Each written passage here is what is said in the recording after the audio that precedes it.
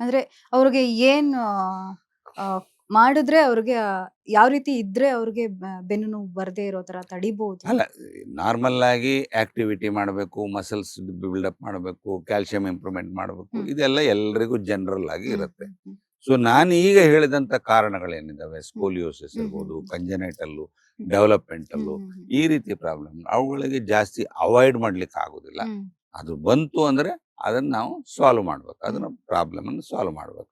ಅದು ಎಕ್ಸಸೈಸ್ಗಳಿಂದ ಮಾಡ್ಬೋದು ಸ್ಟಾರ್ಟಿಂಗ್ ಸ್ಟೇಜಲ್ಲಿ, ಅಥವಾ ಅದಾಗಲಿಲ್ಲ, ಸರಿ ಆಗಲಿಲ್ಲ ಅಂತ ಹೇಳಿದ್ರೆ ಸರ್ಜರಿ ಮಾಡಿಬಿಟ್ಟು ಅದನ್ನು ಸರಿ ಮಾಡಬೇಕು. ಹ್ಮ್ ಹ್ಮ್ ಹ್ಮ್ ಓಕೆ. ಈಗ ಬೆಂಗಳೂರು ಅಂತ ಸಿಟಿ ಅಂದ್ರೆ ಆಫೀಸ್ಗಳಿಗೆ ಹೋಗ್ತಾರೆ, ಕೆಲಸಕ್ಕೆ ಅಂತ ಹೋಗ್ಲೇಬೇಕು. ಮನೇಲಿ ಕುತ್ಕೊಂಡ್ರೆ ಜೀವನ ನಡೆಯಲ್ಲ. ಸೊ ಆಫೀಸ್ಗಳಲ್ಲಿ ಅವರು ಬೆನ್ನು ನೋವನ್ನ ಫೇಸ್ ಮಾಡುವಂತಹ ಕೆಲಸಗಳು ಅಥವಾ ಯಾವ ರೀತಿ ಎಫೆಕ್ಟ್ ಆಗುತ್ತೆ ಅವ್ರಿಗೆ? ಈಗ ಆಫೀಸ್ನಲ್ಲಿ ಈಗ ಸೆಡೆಂಟ್ರಿ ಲೈಫ್ ಸ್ಟೈಲ್ ಅಂತ ಹೇಳ್ತೀವಿ. ಹ್ಮ್ ಇವತ್ತಿನ ಜನಗಳೆಲ್ಲ ಸೆಲೆಂಟ್ರಿ. ಮೊದಲೆಲ್ಲ ಆಗಲ್ಲ. ಮೊದಲು ಈಗಲೂ ಕೂಡ ಹ್ಮ್ ಲೇಬರ್ ಕ್ಲಾಸ್ ಏನಿದ್ದಾರೆ, ಈ ವರ್ಕರ್ ಕ್ಲಾಸ್ ಹ್ಮ್ ಏನಿದ್ದಾರೆ, ಹ್ಮ್ ಅವರು ಬೆಳಗಿಂದ ಸಾಯಂಕಾಲದವರೆಗೆ ಹ್ಮ್ ಕೆಲಸ ಮಾಡ್ತಾ ಹ್ಮ್ ಇರ್ತಾರೆ. ಹ್ಮ್ ಹ್ಮ್ ಮಾಂಸಖಂಡಗಳಿಗೆ ಅವ್ರ ತಲೆಯಲ್ಲಿ ಅದು ಮಾಂಸಖಂಡಗಳಿಗೆ ಎಕ್ಸಸೈಸ್ ಕೊಡ್ತೀನಿ ಅಂತ ಗೊತ್ತಿಲ್ಲದೇ ಇದ್ರೂ ಕೂಡ ಹ್ಮ್ ಮಾಂಸಖಂಡಗಳಿಗೆ ಎಕ್ಸಸೈಸ್ ಆಗ್ತಾ ಇರ್ತದೆ. ಹ್ಮ್ ಸೊ ಎಲ್ಲ ಮಾಂಸಖಂಡಗಳು ಕರೆಕ್ಟ್ ಆಗಿ ಡೆವಲಪ್ ಆಗ್ತವೆ. ಹ್ಮ್ ಸೊ ಆದ್ರೆ ಕೆಲವೊಮ್ಮೆ ಅದು ಎಕ್ಸೆಸ್ ಕೂಡ ಆಗೋದಿರುತ್ತದೆ. ಎಕ್ಸೆಸ್ ಆಗಿ ಬೇರೆ ಬೇರೆ ರೀತಿಯ ಪ್ರಾಬ್ಲಮ್ಗಳು ಹ್ಮ್ ಬರುವಂತ ಹ್ಮ್ ಚಾನ್ಸಸ್ ಇರುತ್ತೆ. ಆದ್ರೆ ಇವತ್ತು ಹೆಚ್ಚಿನ ಮಂದಿ ಈ ಮ್ಯಾನ್ಯುಯಲ್ ಲೇಬರ್ ಮಾಡ್ತಾ ಇಲ್ಲ. ಹ್ಮ್ ಹ್ಮ್ ಹ್ಮ್ ಸೆಡೆಂಟ್ರಿ ಲೈಫ್ ಸ್ಟೈಲ್. ಆಫೀಸಿಗೆ ಹೋಗು, ಕೂತ್ಕೊಳ್ಳು, ಬೆಳಗಿನ ಸಾಯಂಕಾಲದವರೆಗೆ ಕೂತ್ಕೊಳ್ಳು, ಕಂಪ್ಯೂಟರ್ ನೋಡು, ಒಂದೇ ಪೊಸಿಷನ್ ನೋಡ್ತಾ ಇರು, ಮನೆಗೆ ಬಾ. ಹ್ಮ್ ಸೊ ಈ ತರ ಈ ಒಂದು ಸೆಡೆಂಟ್ರಿ ಲೈಫ್ ಸ್ಟೈಲ್ ಅಂತ ಹೇಳ್ತೀವಿ. ಸೊ ಇದರಲ್ಲಿ ಪ್ರಾಬ್ಲಮ್ಗಳು ಡೆಫಿನೆಟ್ ಆಗಿ ಆಗ್ತದೆ. ಯಾಕಂದ್ರೆ ಮಾಂಸಖಂಡಗಳು ಹ್ಮ್ ಅದಕ್ಕೆ ಸರಿಯಾಗಿ ಎಕ್ಸರ್ಸೈಸ್ ಮಾಡದಿಲ್ಲ ಅಂದ್ರೆ, ಹ್ಮ್ ಅವುಗಳಿಗೆ ಸ್ಟ್ರೆಂತ್ ಸಿಕ್ಲಿಲ್ಲ ಅಂತ ಹೇಳಿದ್ರೆ ನಿಧಾನವಾಗಿ ವೀಕ್ ಆಗ್ಬಿಡ್ತವೆ. ಹ್ಮ್ ಹ್ಮ್ ಸೊ ಅದರಿಂದ ಬ್ಯಾಕ್ ಪೈನ್ ಶುರು ಆಗ್ಬೋದು. ಹ್ಮ್ ಸೊ ಅಂಥವ್ರು ಏನ್ ಮಾಡ್ಬೇಕು ಅಂತ ಹೇಳಿದ್ರೆ, ಬೆಳಿಗ್ಗೆ ಆಫೀಸ್ಗೆ ಹೋಗ್ಬೇಕಿದ್ರೆ ಮೊದಲು, ಸಾಯಂಕಾಲ ಮನೆಗೆ ಬಂದ ಮೇಲೆ ಸ್ವಲ್ಪ ರೀತಿಯ ವ್ಯಾಯಾಮಗಳನ್ನು ಮಾಡಬೇಕಾಗತ್ತೆ. ಹ್ಮ್ ಹ್ಮ್ ಹ್ಮ್ ಎಲ್ಲ ಮಾಂಸಖಂಡಗಳಿಗೆ ಹ್ಮ್ ವಾಕಿಂಗ್ ಮಾಡೋದಿರ್ಬೋದು, ಹ್ಮ್ ಅಥವಾ ಬೆನ್ನಿಗೆ ಬೇಕಾದಂಥ ಎಕ್ಸಸೈಸ್ಗಳು ಹ್ಮ್ ಮಾಡೋದಿರ್ಬೋದು, ಹ್ಮ್ ಸ್ವಿಮ್ಮಿಂಗ್ ಮಾಡೋದಿರ್ಬೋದು, ಹ್ಮ್ ಈ ಥರ ಎಕ್ಸಸೈಸ್ಗಳನ್ನು ಮಾಡಿ ಹ್ಮ್ ಮಾಂಸಖಂಡಗಳನ್ನು ಗಟ್ಟಿ ಮಾಡ್ಕೊಳ್ಬೇಕು.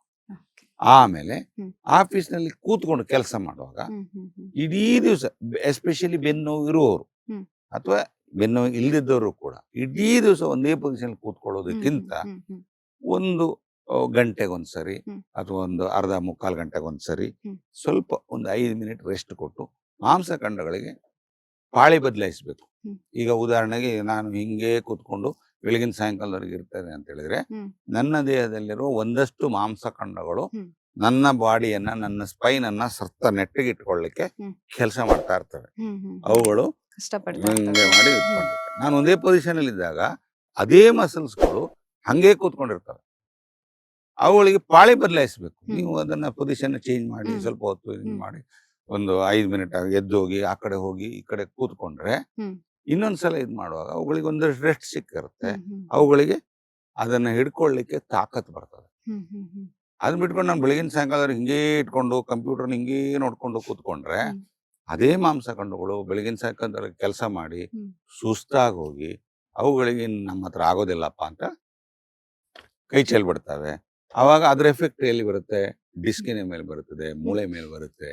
ಸೊ ಬೇರೆ ಬೇರೆ ಪ್ರಾಬ್ಲಮ್ಗಳು ಶುರು ಆಗ್ತವೆ. ಹಾಗಾಗಿ at least once in a hour ಒಂದು 5 ಮಿನಿಟು, 10 ಮಿನಿಟು ಹ್ಮ್ ಸ್ವಲ್ಪ ರೆಸ್ಟ್ ಕೊಟ್ಟು ಹ್ಮ್ ಸ್ವಲ್ಪ ಹ್ಮ್ ಹ್ಮ್ ಓಡಾಟ ಮಾಡಿ, ಆ ಕಡೆ ಇದು ಮಾಡಿ, ಮತ್ತೆ ಹ್ಮ್ ಪುನಃ ಬಂದು ಕೂತ್ಕೊಳ್ಳುವಂಥದ್ದು. ಓಕೆ. ಆಮೇಲೆ ಎಸ್ಪೆಷಲಿ ಕಂಪ್ಯೂಟರ್ ನೋಡುವವರು ಕುತ್ತಿಗೆ ಮಸಲ್ಸ್ಗಳನ್ನ ಹ್ಮ್ ಹ್ಮ್ ಚೆನ್ನಾಗಿ ಎಕ್ಸರ್ಸೈಸ್ ಮಾಡಿ ಹ್ಮ್ ಅದನ್ನ ಗಟ್ಟಿಯಾಗಿ ಇಟ್ಕೊಳ್ಳುವಂಥದ್ದು. ಇದನ್ನ ಮಾಡ್ಕೊಂಡಿದ್ರೆ ಹ್ಮ್ ಹ್ಮ್ ಹ್ಮ್ ಸಮಸ್ಯೆಗಳನ್ನು ಕಡಿಮೆ ಮಾಡ್ಕೋಬಹುದು. ಹ್ಮ್ ಆಕ್ಸಿಡೆಂಟ್ ಆಗಿರುತ್ತೆ. ಬೆನ್ನುವಿಗೆ ಬೆನ್ನಿಗೆ ಬೆನ್ನು ಮೂಳೆಗೆ ಅಥವಾ ಯಾವುದೋ ಮೂಳೆಗೆ ಹೊಡೆತ ಬಿದ್ದಿರುತ್ತೆ ಅನ್ಕೊಳ್ಳಿ.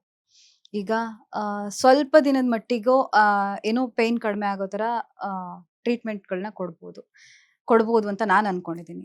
ಮುಂದಿನ ದಿನಗಳಲ್ಲಿ ಅದರಿಂದ ಅದು ಕಂಪ್ಲೀಟ್ ಆಗಿ ಕ್ಯೂರ್ ಆಗುತ್ತಾ ಆ ತರ ಟ್ರೀಟ್ಮೆಂಟ್ ಕೊಡೋದ್ರಿಂದ, ಅಥವಾ ಮುಂದಿನ ದಿನಗಳಲ್ಲಿ ಏಜ್ ಆಗ್ತಾ ಆಗ್ತಾ ಆಗ್ತಾ ಏನಾದ್ರೂ ಪ್ರಾಬ್ಲಮ್ಗಳು ಬರ್ತಾ ಹೋಗುತ್ತಾ? ಸರಿಯಾಗಿ ಟ್ರೀಟ್ಮೆಂಟ್ ಮಾಡಿದ್ರೆ ಅದು ಪರ್ಮನೆಂಟ್ ಆಗಿ ವಾಸಿ ಆಗತ್ತೆ. ಹ್ಮ್ ಹ್ಮ್ ಸೊ ಕೆಲವೊಮ್ಮೆ ಬೆನ್ನು ಮೂಳೆ ಮುರಿದಿರುತ್ತೆ ಅಂತ ಹ್ಮ್ ಹ್ಮ್ ಇಟ್ಕೊಳ್ಳಿ. ಹ್ಮ್ ಮುರಿದು ಸ್ವಲ್ಪ ಜಾಸ್ತಿ ಕಂಪ್ರೆಸ್ ಹ್ಮ್ ಆಗಿರುತ್ತೆ. ಹ್ಮ್ ಮೋರ್ ದೆನ್ 50% ಕಂಪ್ರೆಷನ್. ಹ್ಮ್ ಸ್ಪೈನಲ್ ಕಾರ್ಡ್ ಅಲ್ಲಿ ನಾವು ಕಂಪ್ರೆಷನ್ ಹ್ಮ್ ಲೆಕ್ಕ ಹ್ಮ್ ಹಾಕ್ತೇವೆ. ಹ್ಮ್ ಸೊ ಎಷ್ಟು ಕಂಪ್ರೆಷನ್ ಆಗಿದೆ, ಸೊ 50% ಆಯ್ತಾ, 30% ಆಯ್ತಾ, 40% ಆಯ್ತಾ, ಹ್ಮ್. ಆ ಥರ ನಾವು ಲೆಕ್ಕ ಹಾಕ್ತೀವಿ. ಸೊ ಸ್ವಲ್ಪ ಮಟ್ಟಿಗೆ ಒಂದು ಹ್ಮ್. 10, 20, 30% ಎಲ್ಲ ಆದರೆ ಹ್ಮ್. ಎಕ್ಸಸೈಸ್ ಮಾಡೋದ್ರಿಂದ, ಅಂದರೆ ಸ್ವಲ್ಪ ರೆಸ್ಟ್ ಕೊಡೋದ್ರಿಂದ, ಹ್ಮ್. ಹ್ಮ್. ಪೇನ್ ಕಿಲ್ಲರ್ಗಳನ್ನ ಟ್ಯಾಬ್ಲೆಟ್ ಸ್ವಲ್ಪ ದಿವಸ ತಗೊಳ್ಳೋದ್ರಿಂದ, ಹ್ಮ್. ಕ್ಯಾಲ್ಸಿಯಂ ಸಪ್ಲಿಮೆಂಟೇಷನ್ ಕೊಡೋದ್ರಿಂದ ಮೂಳೆಗಳನ್ನ ಗಟ್ಟಿ ಮಾಡ್ಕೊಳ್ಬೋದು. ಹ್ಮ್. ಆದರೆ ಜಾಸ್ತಿ ಇದ್ದಾಗ, ಮೋರ್ ದೆನ್ 50% ಕಂಪ್ರೆಷನ್ ಇದ್ದಾಗ, ಹ್ಮ್. ಪೇನ್ ಕಿಲ್ಲರ್ ಟ್ಯಾಬ್ಲೆಟ್ ಸ್ವಲ್ಪ ದಿವಸಕ್ಕೆ ನೋವನ್ನು ಕಡಿಮೆ ಮಾಡ್ತದೆ, ಬಟ್ ಅದೇನ್ ಮಾಡ್ತದೆ, ಅದು ಅಕ್ಕಪಕ್ಕದ ಜಾಯಿಂಟ್ಗಳ ಮೇಲೆ ಸ್ಟ್ರೈನ್ ಬಿಡ್ತದೆ. ಹ್ಮ್. ಹ್ಮ್. ಹಾಗಾಗಿ ಮುಂದಕ್ಕೆ ಪೇನ್ಗಳು ಬರುವಂತ ಚಾನ್ಸಸ್ ಜಾಸ್ತಿ. ಹ್ಮ್. ಹ್ಮ್. ಸೊ ಅಂತ ಸಂದರ್ಭದಲ್ಲಿ ನಾವು ಯೂಶಲಿ ಮೊದಲೇ ನೋಡಿದ್ರೆ ಸರ್ಜರಿ ಅಡ್ವೈಸ್ ಮಾಡ್ತೀವಿ, ಹ್ಮ್. ಅಥವಾ ಮೊದಲು ನೋಡಿಲ್ಲ ಆಮೇಲೆ ಪೇಯ್ನ್ ಆದ್ಮೇಲೆ ಬಂದ್ರು ಅಂದ್ರೂ ಕೂಡ ಹ್ಮ್. ಹ್ಮ್. ಹ್ಮ್. ಅವಾಗಲೂ ಸರ್ಜರಿ ಮಾಡಿ ಅದನ್ನ ಸರಿ ಮಾಡ್ಲಿಕ್ಕೆ ಹ್ಮ್. ಆಗ್ತದೆ. ಓಕೆ. ಬೆನ್ ಮೂಳೆಗಳು ಬಲವಾಗಿ ಆಗೋದಿಕ್ಕೆ, ಗಟ್ಟಿ ಆಗೋದಿಕ್ಕೆ ಈಸಿಯಾಗಿ ಎಲ್ಲರೂ ಕೂಡ ಈಸಿಯಾಗಿ ತಗೊಳ್ಬಹುದು ಇಂಥ ಆಹಾರಗಳನ್ನಾದ್ರೆ, ಅಂತಹ ಆಹಾರಗಳಲ್ಲಿ ಬೆಸ್ಟ್ ಆಹಾರಗಳನ್ನ ಸಜೆಸ್ಟ್ ಮಾಡೋದಾದ್ರೆ ಯಾವ ಆಹಾರಗಳನ್ನ ಸಜೆಸ್ಟ್ ಮಾಡ್ತೀರಾ? ಈಗ ನಾನು ಇಂಥದ್ದೇ ಆಹಾರ ಅಂತ ಹ್ಮ್. ಹೇಳೋದಕ್ಕಿಂತ ಹ್ಮ್. ಕೆಲವೊಂದು ಬೇಸಿಕ್ ಬ್ರಾಡ್ ಲೈನ್ ಇರ್ತದೆ. ಹ್ಮ್. ಜಾಸ್ತಿ ಕಾರ್ಬೋಹೈಡ್ರೇಟ್ ಜಾಸ್ತಿ ತಗೊಳ್ಬಾರ್ದು. ಹ್ಮ್. ಕಾರ್ಬೋಹೈಡ್ರೇಟ್ ನಲ್ಲಿ ಸಿಂಪಲ್ ಶುಗರ್ಸ್ ಹ್ಮ್.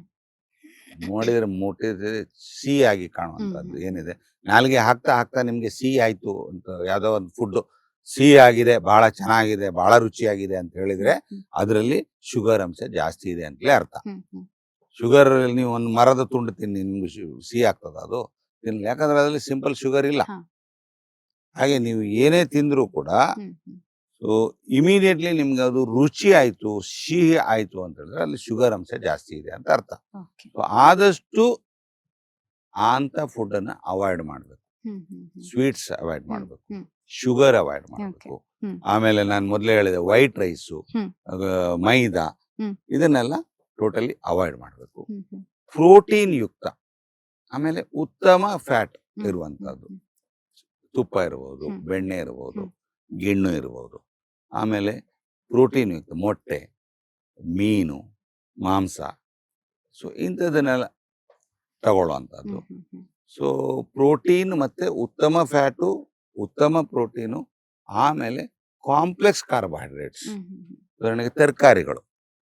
ಸೊ ಈ ಹಣ್ಣಿನಲ್ಲಿ ಕೂಡ ನೀವು ಆದಷ್ಟು ಸಿಹಿಯಾದ ಹಣ್ಣನ್ನು ಆದಷ್ಟು ಅವಾಯ್ಡ್ ಮಾಡಿ. ಹಾ. ಹಾ. ಮ್ಯಾಂಗೋ ನೋಡಕ್ ತಿನ್ನಕ್ಕೆ ಭಾರಿ ಟೇಸ್ಟ್ ಆಗಿದೆ ಅಂತ ತಿಳ್ಕೊಂಡು ಜಾಸ್ತಿ ತಿನ್ನಬಾರ್ದು, ಹ್ಮ್. ಯಾಕಂದ್ರೆ it is nothing but fructose, hmm. Hmm. Hmm. Simple sugar. So ಅಂಥದ್ದನ್ನ ಆದಷ್ಟು ಅವಾಯ್ಡ್ ಮಾಡಬೇಕು. So complex sugars, carbohydrates, I mean complex carbohydrates, ಮತ್ತೆ ಪ್ರೋಟೀನ್ಸು, ಮತ್ತೆ ಉತ್ತಮವಾದ ಫ್ಯಾಟು, ಆಮೇಲೆ ಹಣ್ಣು ಹಂಪಲುಗಳು, ಅದರಲ್ಲಿ ಮಿನರಲ್ಸ್ ಇರ್ತದೆ, ಹ್ಮ್. ಹ್ಮ್. ಹ್ಮ್. ವಿಟಮಿನ್ಸ್ ಇರ್ತದೆ, ಅಂಥದ್ದನ್ನೆಲ್ಲ ಜಾಸ್ತಿ ತಗೊಳ್ಬೇಕು. ನಟ್ಸ್ಗಳನ್ನು ತಗೊಳ್ಬೇಕು. ಹ್ಮ್. ಸೊ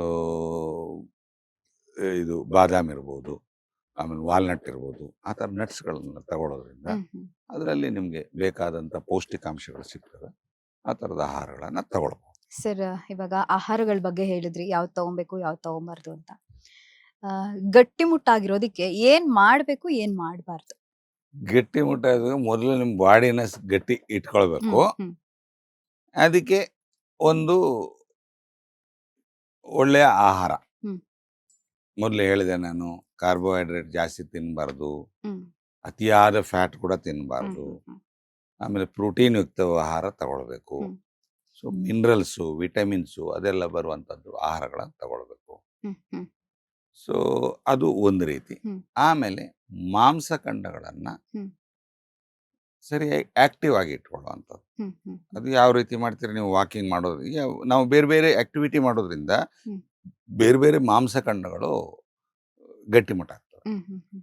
ಸೊ ನಾನು ಕೆಲವರಿಗೆ ಹೇಳ್ತೀನಿ ಬ್ಯಾಕ್ ಎಕ್ಸಸೈಸ್ ಮಾಡಿ, ಬೆನ್ನು ಇರೋರಿಗೆ ಬ್ಯಾಕ್ ಎಕ್ಸಸೈಸ್ ಮಾಡಿ ಅಂತ ಹ್ಮ್. ಹೇಳ್ತೀನಿ. ಬೇರೆ ಬೇರೆ ರೀತಿ ಎಕ್ಸಸೈಸನ್ನು ನಾವು ಕಲಿಸ್ಕೊಡ್ತೀವಿ. ಆದರೆ ಅವರು ಇನ್ನೊಂದ್ಸರಿ ಬಂದಾಗ ಹೇಳ್ತಾರೆ, ನಾನು ಚೆನ್ನಾಗಿ ವಾಕಿಂಗ್ ಮಾಡ್ತೀನಿ. ವಾಕಿಂಗ್ ಮಾಡಿದಾಗ ಏನಾಗುತ್ತೆ, ನಮ್ಮ ಕಾಲಿನ ಮಾಂಸಖಂಡಗಳು ಹ್ಮ್. ಹ್ಮ್. ಸ್ವಲ್ಪ ಗಟ್ಟಿ ಆಗ್ತವೆ. ಆದರೆ ಬೆನ್ನಿಗೆ ಏನು ಕೆಲಸ ಕೊಡ್ತೀರಿ ನೀವು ವಾಕಿಂಗ್ ಮಾಡುವಾಗ? ಏನು ಹ್ಮ್. ಮಾಡೋದಿಲ್ಲ. ಹ್ಮ್.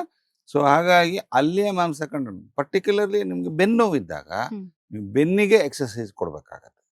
ಸೊ ಹಾಗೆ ಎಲ್ಲ ಒಂದು ಮಾಂಸಖಂಡಗಳಿಗೆ ಹ್ಮ್. ನಾವು ಹ್ಮ್. ಹ್ಮ್. ಎಕ್ಸಸೈಸ್ ಕೊಡೋ ಮುಖಾಂತರ, ಹ್ಮ್. ಆಹಾರವನ್ನು ಸರಿಯಾಗಿ ಸೇವಿಸುವ ಮುಖಾಂತರ, ಎಕ್ಸಸ್ ಬಾಡಿ ವೆಯ್ಟ್ ಆಗದಿದ್ದಂಗೆ ನೋಡ್ಕೊಳ್ಳೋ ಮುಖಾಂತರ. ಸೊ ಮತ್ತೆ ಬಾಡಿ ಇಂಜುರೀಸ್ ಆಗದಿದ್ದಂಗೆ ನಾವು ಜಾಸ್ತಿ ಸ್ಟ್ರೈನ್ ಮಾಡಿಕೊಂಡು, ಯಾವುದು ನಮ್ಮ ಹತ್ರ ಕೆಪಾಸಿಟಿ 50 kg ಬರುವಂಥದ್ದಿದ್ರೆ ನಾವು ಸಡನ್ನಾಗಿ ಹೋಗಿ 1 ಕ್ವಿಂಟಲ್ ಬರುವಂಥದ್ದು, ಆ ಥರ ನಮ್ಮ ಬಾಡಿ ಇಂಜುರೀಸ್ ಆಗದಿದ್ದಂಗೆ ತಡ್ಕೊಳ್ಳೋದ್ರಿಂದ ನಾವು ನಮ್ಮ ಬಾಡಿಯನ್ನು ಗಟ್ಟಿಮುಟ್ಟಾಗಿ ಇಟ್ಕೊಳ್ಬೋದು. ಇವಾಗ ಮಹಿಳೆಯರಲ್ಲಿ ಮತ್ತೆ ಪುರುಷರಲ್ಲಿ ಬೆನ್ನುಗಳು ಬರುತ್ತೆ. ಬಟ್ ಅವರಿಬ್ಬರಲ್ಲೂ ಒಂದೇ ತರ ಬರುತ್ತಾ ಅಥವಾ ಬೇರೆ ತರ ಅನುಭವಗಳು ಆಗುತ್ತಾ ಅವ್ರಿಗೆ? ನೋವಿನ ಅನುಭವಗಳು ಸಾಧಾರಣವಾಗಿ ಒಂದೇ ಥರ ಇರ್ತವೆ, ಹ್ಮ್, ಹ್ಮ್, ಆದರೆ ಕಾರಣಗಳು ಬೇರೆ ಬೇರೆ ಇರ್ತದೆ. ಏನಿರ್ಬೋದು? ಲೇಡೀಸ್ ಅಲ್ಲಿ ಅದೇ ನಾನು ಹೇಳಿದೆ, ಹಾರ್ಮೋನಲ್ ಡಿಫಿಷಿಯನ್ಸಿ ಅಂತ ಹೇಳಿ. ಈಸ್ಟ್ರೋಜನ್ ಅನ್ನೋಂಥ ಒಂದು ಹಾರ್ಮೋನು ಈ ಕ್ಯಾಲ್ಸಿಯಂ ಮೂಳೆಗೆ ಅಂಟಿಸೋದ್ರಲ್ಲಿ ಹೆಲ್ಪ್ ಮಾಡ್ತದೆ. ಮೂಳೆಗೆ ಕ್ಯಾಲ್ಸಿಯಂ ಇರುತ್ತೆ, ಬಾಡಿಯಲ್ಲಿ ಇರುತ್ತೆ, ಅದನ್ನ ಮೂಳೆಗೆ ತಗೊಂಡೋಗಿ ಕೂರಿಸ್ಬೇಕು, ಅದನ್ನ ಈಸ್ಟ್ರೋಜನ್ ಮಾಡುತ್ತೆ. ಸೊ ಈ ಮುಟ್ಟು ನಿಂತ ನಂತರ 45ರಿಂದ 50 ವರ್ಷಕ್ಕೆ ಸಾಧಾರಣವಾಗಿ ಲೇಡೀಸ್ ಅಲ್ಲಿ ಮುಟ್ಟು ನಿಲ್ತದೆ.